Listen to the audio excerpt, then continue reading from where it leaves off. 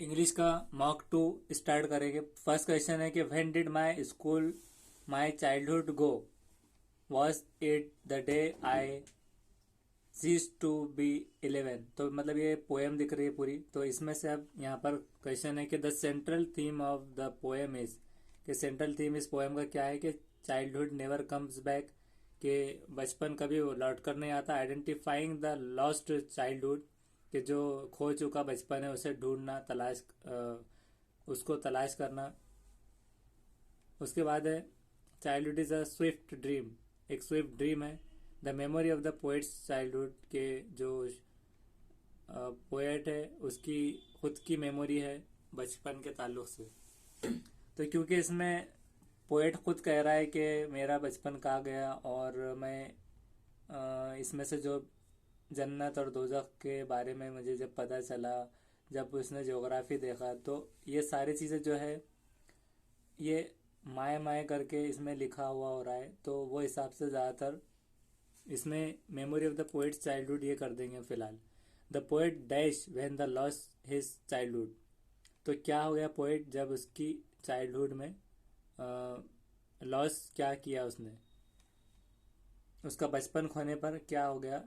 तो यहाँ पर लॉस्ट ढूंढना है पहले। व्हेन आई लॉस्ट चाइल्डहुड जहाँ पर आ रहा है, या फिर ये इसमें से ये ढूंढना है कि इसमें से क्या आ रहा है। Wonder, shock, realise. तो यहाँ पर ये आ रहा है कि was it time realises I, sir, वो रियलाइजेस। तो इसे रियलाइज्ड कर देते हैं अभी फिलहाल। रियलाइजेस इसमें है तो मतलब उसका दोनों का मीनिंग वही निकलेगा। तो रियलाइजेस ये कर देंगे। उसके बाद है कि what is the name of the poem. अब ये पोएम का क्या नेम है। पोएम का name the lost childhood, child a dream, childhood. तब कोई भी पोएट जो है तो इस पे चाइल्डहुड इस तरह कोई नाम नहीं होता। चाइल्ड अ ड्रीम ऐसे भी नहीं होता। द लॉस्ट चाइल्डहुड ये उसका हो सकता है नाम पोएम का। नेक्स्ट है विच of the following made the poet question his faith more rationally, कि उसका जो फेथ है, फेथ यानी कि जो बिलीफ होगा, जैसे कि बिलीफ, फेथ, बिलीफ किसी में, अकीदा भी कह सकते हैं, भरोसा, भरोसा। और ये रैशनली जो है, मोर रैशनली, कि इसमें made the poet question his faith more rationally क्या करता है। जियोग्राफी, एजुकेशन या चाइल्डहुड सेंस ऑफ रियलाइजेशन, तो ये इसमें से देखना है। तो इसमें सेंस ऑफ रियलाइजेशन कर देंगे हम यहाँ पर, क्योंकि फेथ जुड़ा है सेंस से, रियलाइज करने से। तो इसको रियलाइज हुआ कि time I realise that hell and heaven, और हेल और हेवन एक फेथ से जुड़ा है। इस्लामिक फेथ हो या फिर जो भी एक रिलीजियस फेथ है, रिलीजियस से फेथ जुड़ा होता है। तो ये रैशनली, सेंस ऑफ रियलाइजेशन, इसे हम कर देते भी। बाद में इसके आंसर्स हालांकि हम देखेंगे क्या है। नेक्स्ट है the poet realise that he could form his own dash as he grew up, कि वो खुद बना सकता था उसका क्या जब वो बड़ा हुआ। यूनिक डिसीजन या फिर प्रीजुडाइज्ड ओपिनियंस, मतलब जो जज करने से पहले की ख्यालात या फिर ओपिनियंस, थॉट और एक्सप्रेशन, या फिर realisation of some other infant, जो दूसरे जो बचपन की तरह रियलाइजेशन क्या बना सकता था इसमें से। Producing thought that we are, इसमें से हमें पढ़ना होगा उसे कि वो क्या बढ़ा सकता था। That is hidden in an infants face.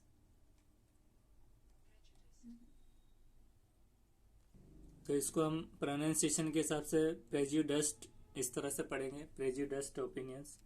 और इसमें हम थॉट्स और एक्सप्रेशन ये ले लेंगे, producing thoughts that were not those of other people.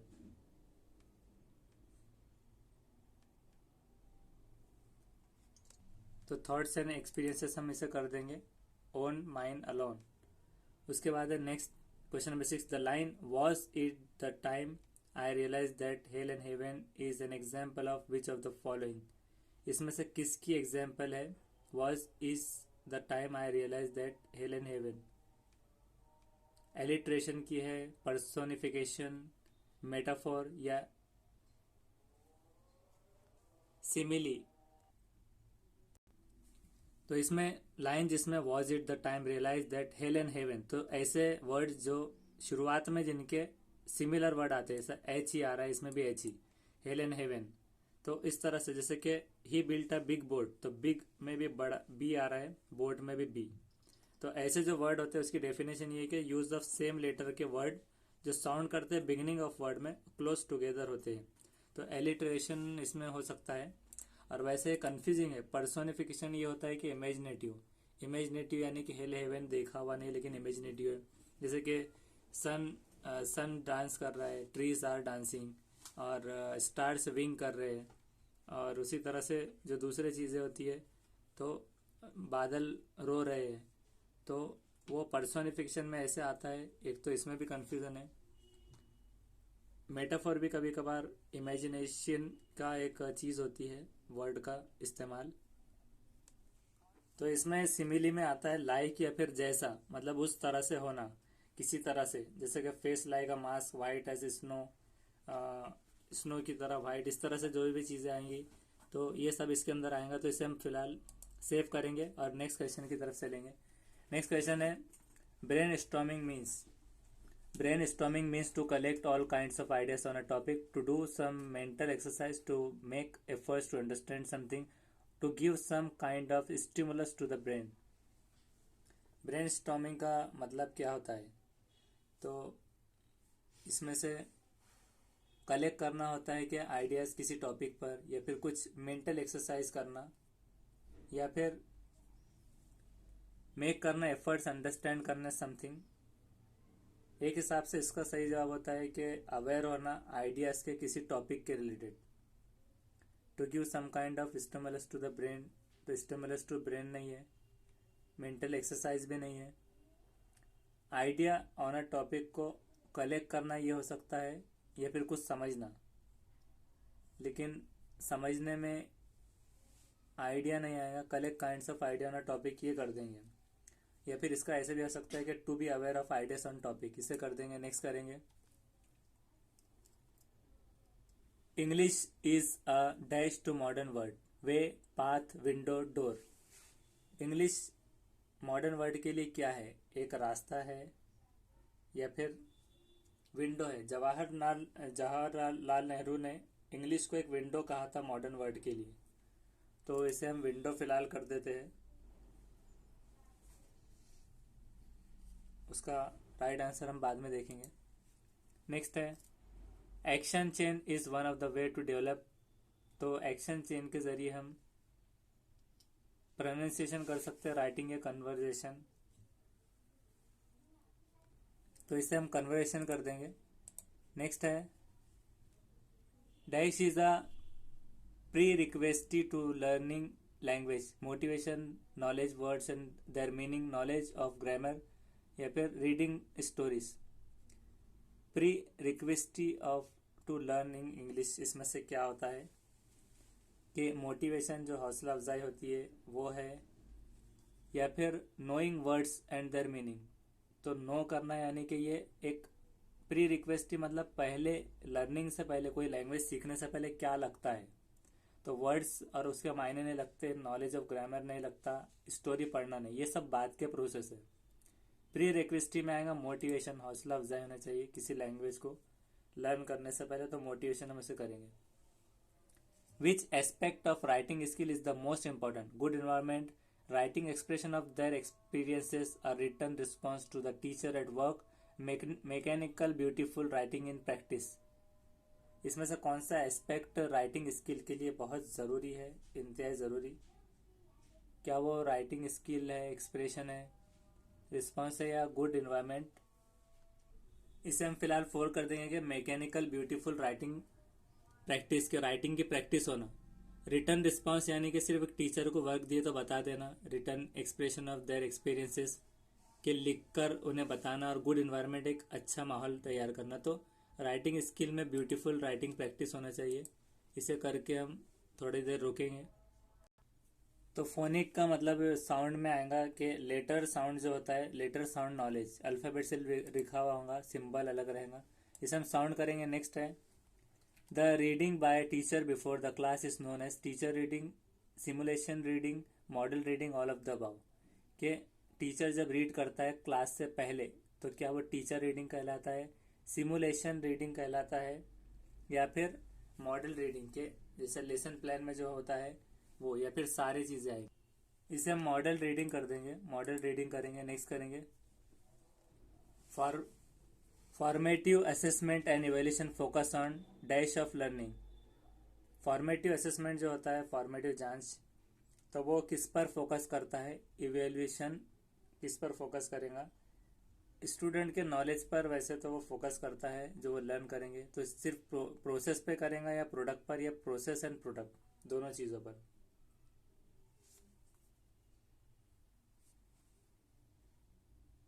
ये लर्नर का प्रोग्रेस तो देखता है, तो इसको हम फिलहाल अभी बोथ कर देंगे, प्रोसेस जो चल रहा है ऑनगोइंग उनका एग्जाम, और प्रोडक्ट उनका रिजल्ट।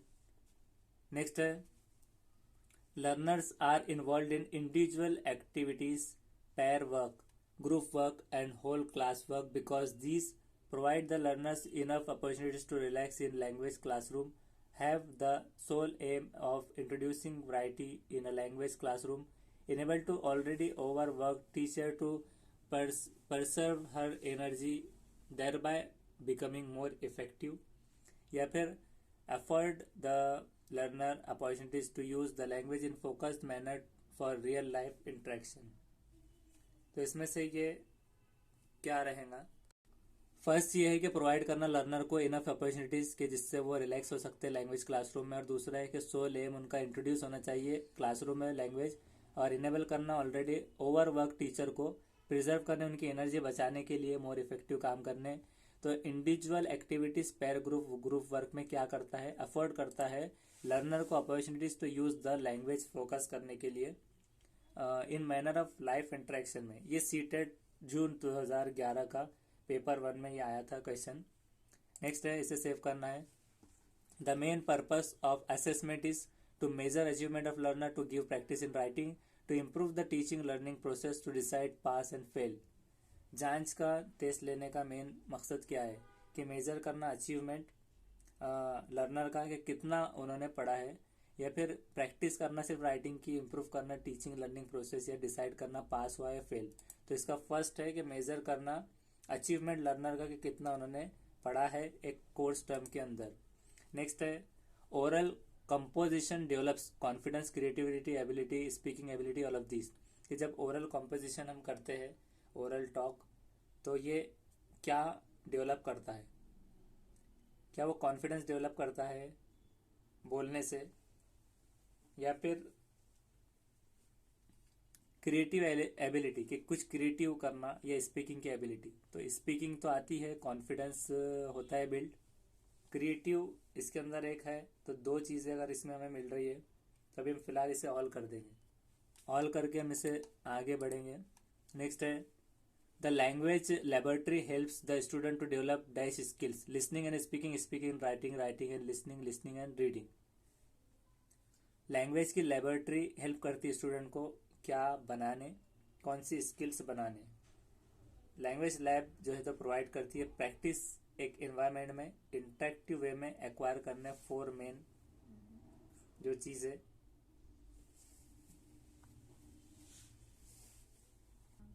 तो यहाँ पर हम फर्स्ट करेंगे लिसनिंग और स्पीकिंग के, सुनना और बोलना। ये लैंग्वेज लेबोरेटरी में डेवलप करती है स्किल, लिसनिंग की और स्पीकिंग की। राइटिंग की नहीं रहेंगी, राइटिंग क्योंकि अलग स्किल हो रही है। तो लैंग्वेज लेबोरेटरी में सुनना और बोलना ही आएगा, और रीड करना नहीं है, सिर्फ सुनना और बोलना। नेक्स्ट है linguistic communication, communicative approach develops reading skill, listening skill, writing skill, speaking skill. Linguistic जो कम्युनिकेटिव अप्रोच होता है तो उससे रीडिंग की स्किल, पढ़ने की स्किल होंगी बराबर, या फिर जो ये दूसरे है लिसनिंग सुनने की, या राइटिंग की, या स्पीकिंग की। अभी इससे पहले सवाल में हमने जैसे लिसनिंग और स्पीकिंग देखा था, सिर्फ इसमें अलग अलग है इंडिविजुअल, तो हम इसमें स्पीकिंग कर देते हैं फिलहाल। लिंग्विस्टिक कम्युनिकेटिव अप्रोच में, कम्युनिकेटिव मतलब दो लोगों में बातचीत, तो स्पीकिंग अभी फिलहाल कर देंगे, बाद में इसका आंसर देखेंगे। The primary skill of learning language are listening and writing, reading and writing, speaking and reading, listening and speaking. कोई लैंग्वेज सीखने की पहली प्राइमरी स्किल क्या है? तो लैंग्वेज सीखने की पहली स्किल क्या? सुनना और बोलना है। एक हिसाब से तो लिसनिंग, स्पीकिंग, रीडिंग और राइटिंग ये सारे चीज़ें आते हैं। अगर ये पूरे एक साथ आते हैं तो बेसिक स्किल्स लैंग्वेज के, जिसके अंदर यहाँ पर हमारे पास इंडिविजुअल दिया हुआ है, राइटिंग, स्पीकिंग, रीडिंग अलग अलग। तो इसे हम फिर से लिसनिंग एंड स्पीकिंग कर देते हैं फिलहाल प्राइमरी स्किल। तो इसे करके हम सेव कर देंगे। नेक्स्ट है deductive method first teachers rules formula example. Deductive method पहले क्या सिखाता है? क्या वो रूल सिखाता है या फिर फॉर्मूला सिखाता है या एग्जाम्पल?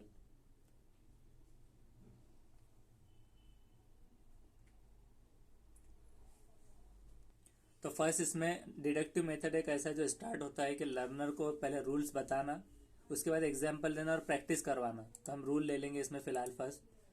नेक्स्ट है picture comprehension is effective to promote listening skill, literally skill, artistic skill, speaking skill. Picture comprehension की मदद से ये क्या इफेक्ट करता है? तो ये राइटिंग स्किल्स में पिक्चर कॉम्प्रिहेंशन मदद करता है। राइटिंग स्किल इसमें अभी है नहीं, तो लिसनिंग और स्पीकिंग नहीं लेना है। उसी तरह से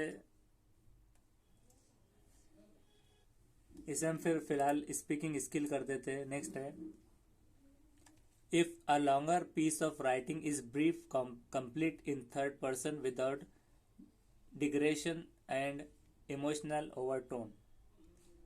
तो ये लॉजिकली क्या है? तो इट इज अ रिपोर्ट, ये रिपोर्ट कहलाता है। Longer piece of writing in brief, एक लंबा लिखा हुआ है, कंप्लीट है, थर्ड पर्सन के बारे में, बिना डिग्रेशन के और इमोशनली ओवरटोन के लॉजिकली अरेंज किया हुआ है, तो उसे रिपोर्ट कहते हैं। मेमोरेंडम नहीं है, एडवर्टाइज नहीं है, न्यूज़पेपर का आर्टिकल नहीं है, रिपोर्ट है, उसके बारे में रिपोर्ट।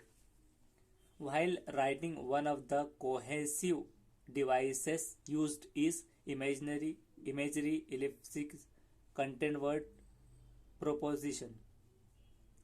के जब राइटिंग कर रहे हैं तो इसमें से कोहेसिव डिवाइस इसमें से क्या है? तो ये है प्रोपोजिशन। प्रोपोजिशन इसका राइट आंसर है। प्रोपोजिशन करके नेक्स्ट करेंगे। Dash and dash examines which be based on legitimate ways of measuring and learning, assessment reliable, learning reliable, assessment balance, evaluation learning। फिलहाल अभी टाइम कम है, हम evaluation learning कर देते फिलहाल। नेक्स्ट है young learners will enjoy a play included in the textbooks when they enact with the play, read the play silently, listen to the teacher reading the play, get detailed explanation about the play from teacher. यह young learner जो होता है, ये CTET 2012 में paper 1 की English में आया था। यंग लर्नर्स विल जॉय 2012 में, जिसमें से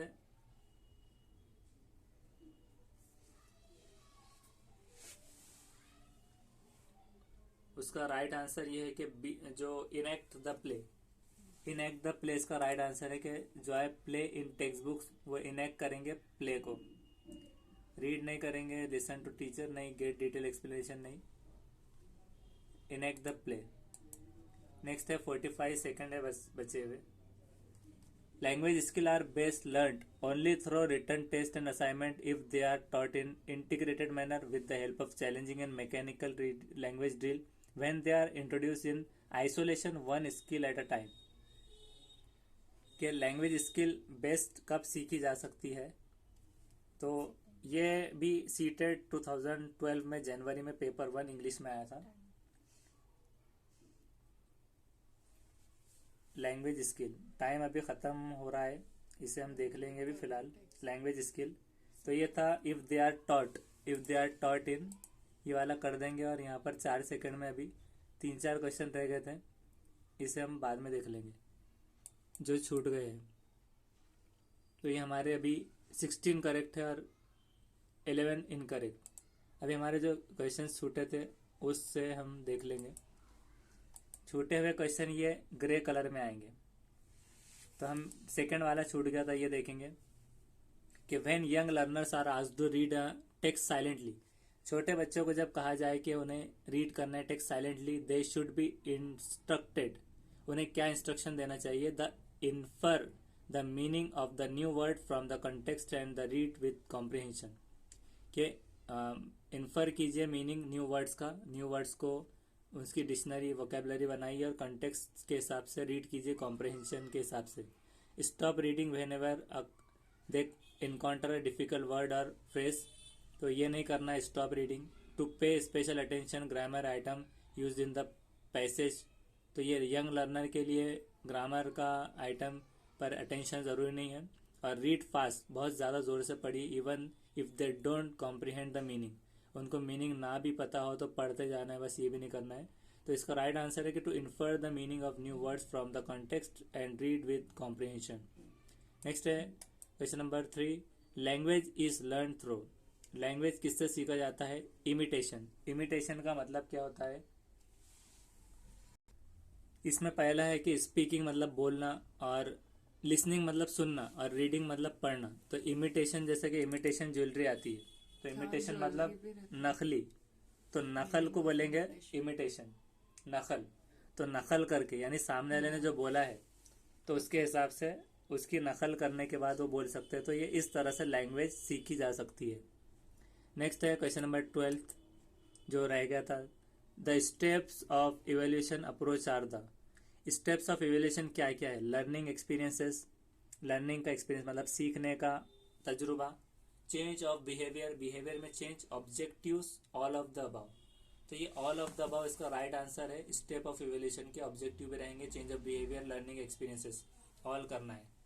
और अब हम यहाँ से नेक्स्ट वीडियो में देखेंगे कि हमारे कौन से आंसर्स गलत हुए थे और कौन से नहीं।